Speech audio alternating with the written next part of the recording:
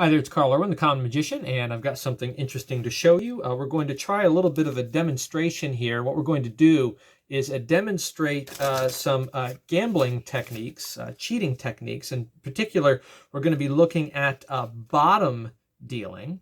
And the way that we're going to do this is I've got the deck here, and then I've got 4 cards that I've removed. These are the 4 aces. And what we're going to do is place them on the very bottom of the deck. Now, I'm doing this on purpose because this is a borderless deck, and typically this is what you want to use when you're cheating with cards, because the lack of a border makes it very difficult to see where the cards are coming from. In this case, I have the cards facing up, so you'll see instantly as they appear in the spot that I want them to. But right up until that moment, it should look as though all of the dealing is exactly the same. So you can scrutinize this here, and we'll try to deal out, let's say, 3 hands, just 4 cards. Okay, so watch. 1, 2, 3, 1, 2, 3, 1, 2, 3, 1, 2, 3. You can see here that we have, in fact, dealt out all of the aces, and they are right here at my position. So that is bottom dealing, except that it is not. What we're doing is we're demonstrating actually just a top stock retention and a little ruse to simulate the effect of bottom dealing. So it's something similar to what we looked at on the last video. What I have here is actually 4 aces that one of them is gaffed. It's actually a double face card. These are really cheap cards. This is the Vegas brand card. It's Walmart kind of special. And I actually just bought this deck of cards here kind of as an aside little topic. I just bought this the other day. I was getting something else at Walmart, and every now and then I'll walk through the section where they have the games and the cards just to see what kind of stuff they have out there.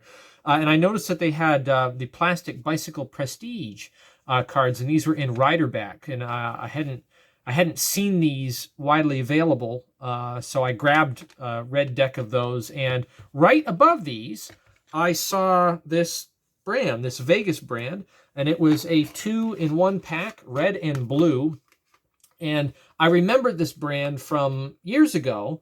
I actually bought a few decks years ago, and I remembered when I got them, other than them being a little bit thick, just a little, they stack a little bit thick in a full deck compared to U.S. Playing Card Company stock. Other than that, they were actually pretty good cards. They had a linen finish on them, even though they were a Chinese outsourced manufacturer print. They had a linen type plastic embossing finish on them, and they had a good amount of spring. They were quite similar to a B type stock, and they actually handled very well. This is a very old deck, and you can see that they spread quite nicely.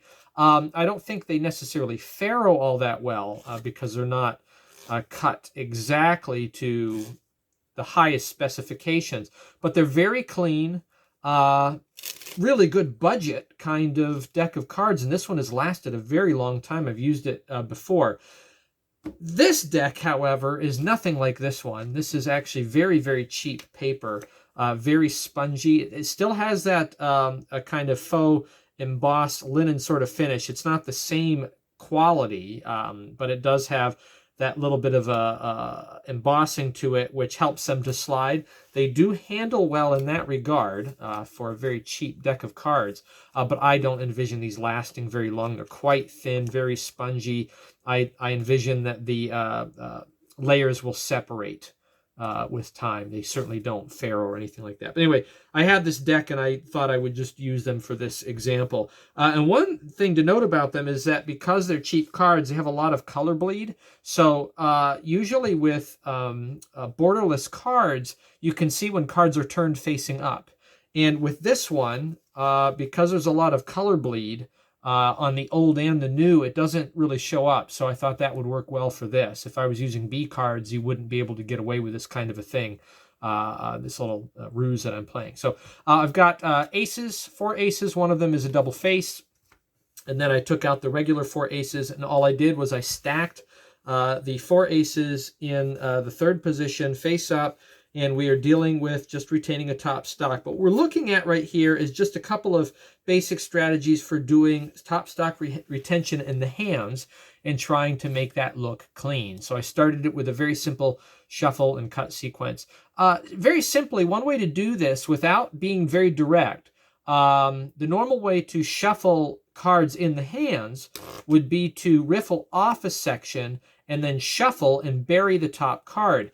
Rather than try to keep those cards on top, one simple strategy for maintaining the top stock and trying to make the shuffle look clean is to do a swing cut and get the top into the center, break at the center, and then you're actually burying the new top, which is actually the middle when you shuffle, and then you can retain the top stock in the left. So what I did was I did a swing cut of half, then I did a swing cut of 2/4, 1/4, 2/4, and I held a break with my pinky at the halfway point with those 2/4 sitting on top.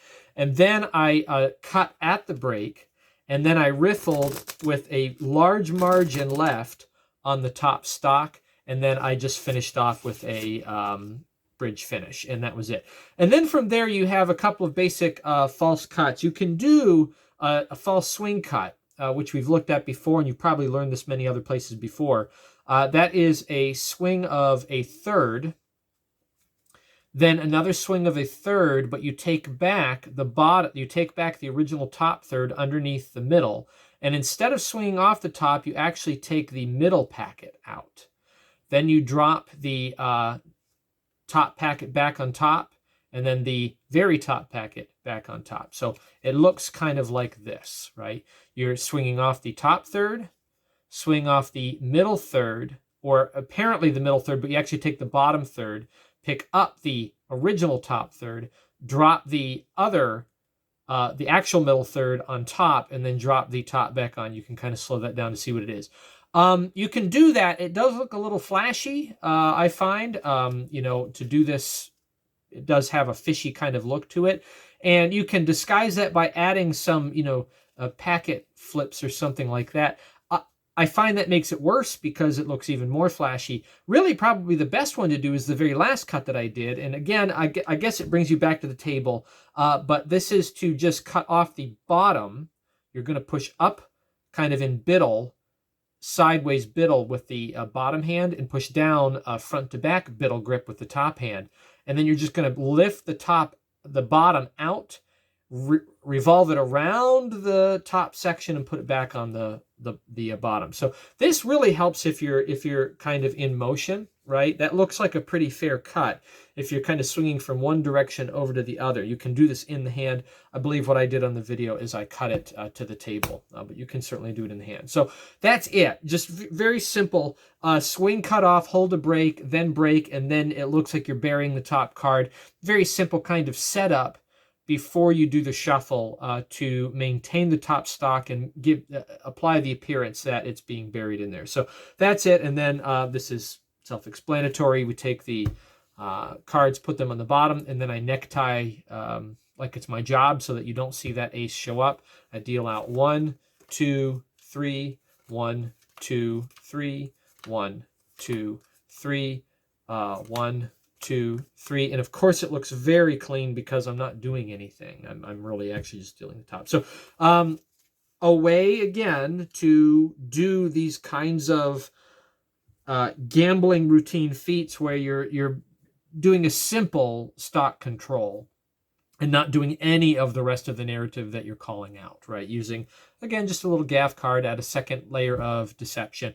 If you're doing a parlor act, if you're doing a table parlor act, you can have multiple decks, right? And if you just have a couple of small close-up effects to go on in between, you can put a deck away, you can do the next phase or the next thing, and then you can bring out the next deck that is set up for the next top stock setup. And you could really only do this one control again and do really a whole routine. You could do 20 minutes, 30 minutes of card magic, just using this one basic control and nothing else other than maybe a gaffed card or two. So that's how you can deal with this in the hand. In the next video, probably the final video, we're going to look at how you how you work with the details in the setup. Even this had a couple of details with the way I had the things laying out, the cards were laying out. The details that you consider before you actually do the effect can really add to the impact of the effect. And those things should not be overlooked. We're going to look at that. And also we will evaluate a variety of different revelations that you can use when keeping a stack on top of the deck and retaining that. So good luck with that. Happy magicking.